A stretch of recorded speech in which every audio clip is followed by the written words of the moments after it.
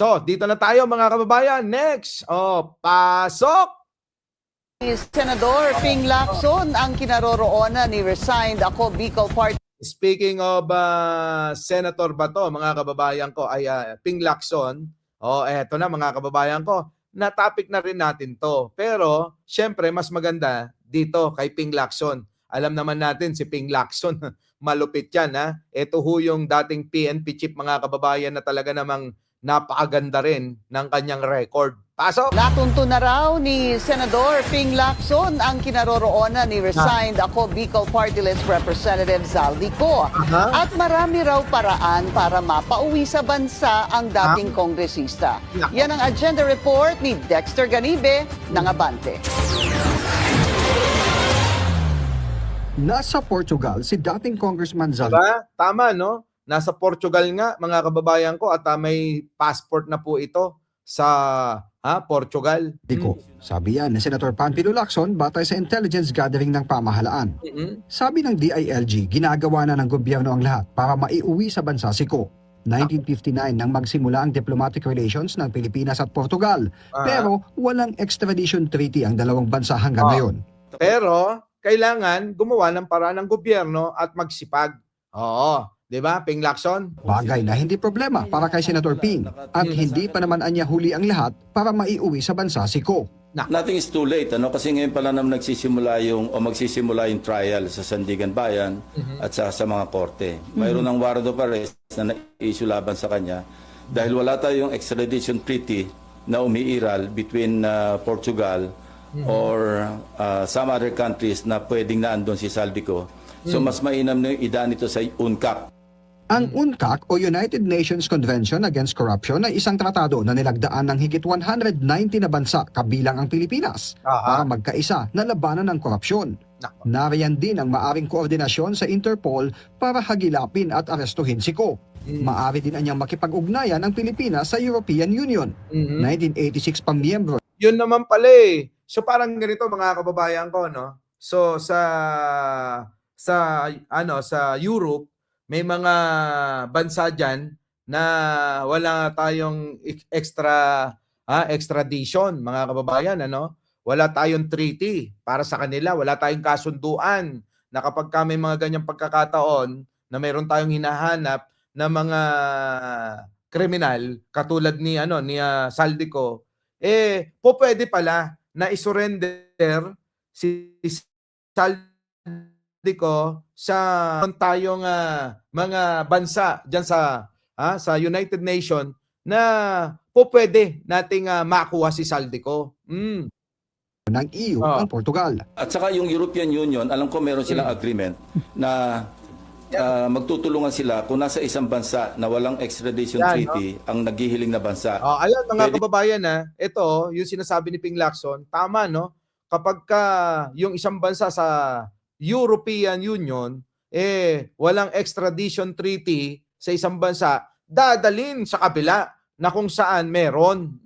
Dalhin doon sa bansa na kung saan may umiiral na extradition. Maraming paraan. Iminungkahi rin ni Lacson na magkaroon na ng preliminary talks ang gobyerno sa pamahalaan ng Portugal para sa pagproseso ng extradition treaty. Umaasa si Lacson na maiuuwi na sa bansa si Ko para harapin ang mga kaso nito kaugnay ng flood control scandal at bigyang linaw ang mga aligasyong inilabas niya sa video series na inilathala online noong Nobyembre. Para sa agenda.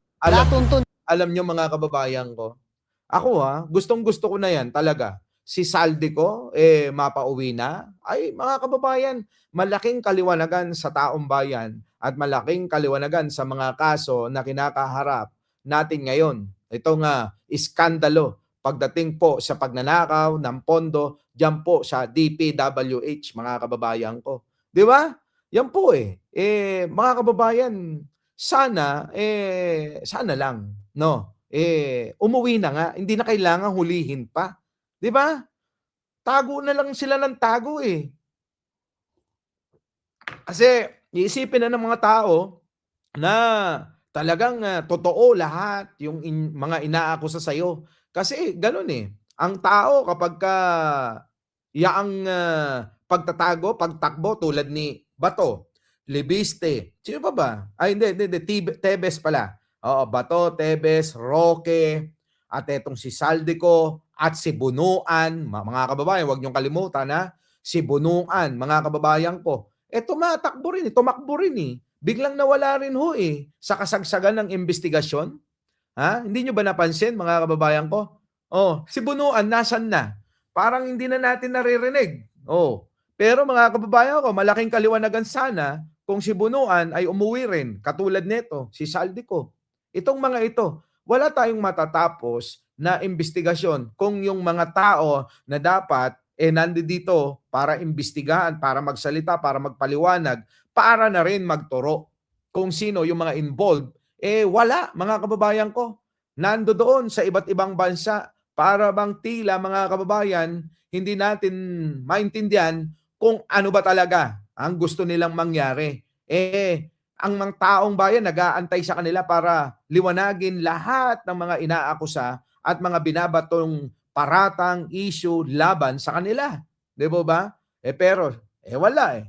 Takot, mga kababayan ko eh.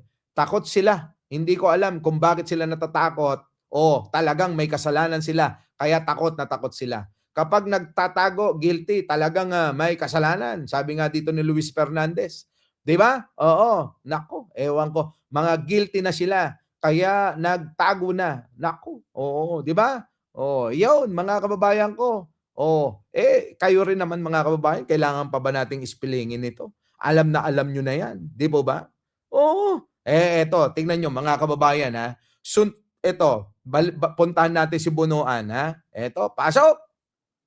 Report ng US State Department si dating DPWH Secretary Manuel Bunuan dahil overstaying na raw ito sa Estados Unidos.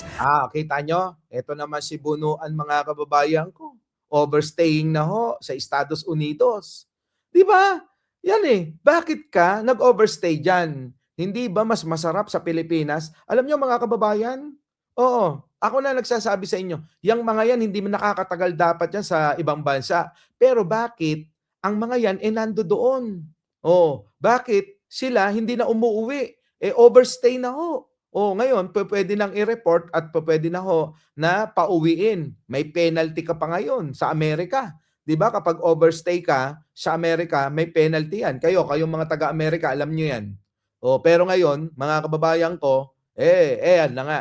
Parang iwas na ho si Bunuan na sumagot at magpakita para ho, mga kababayan, ay magbigay din ng linaw katulad ni Saldico, di ba? Para matapos na ho itong problema na ito dito sa ating bansa. Yang mga yan yan yung mga pangunahing kailangan natin para ho sila ay magbigay linaw pero sila ho yung wala.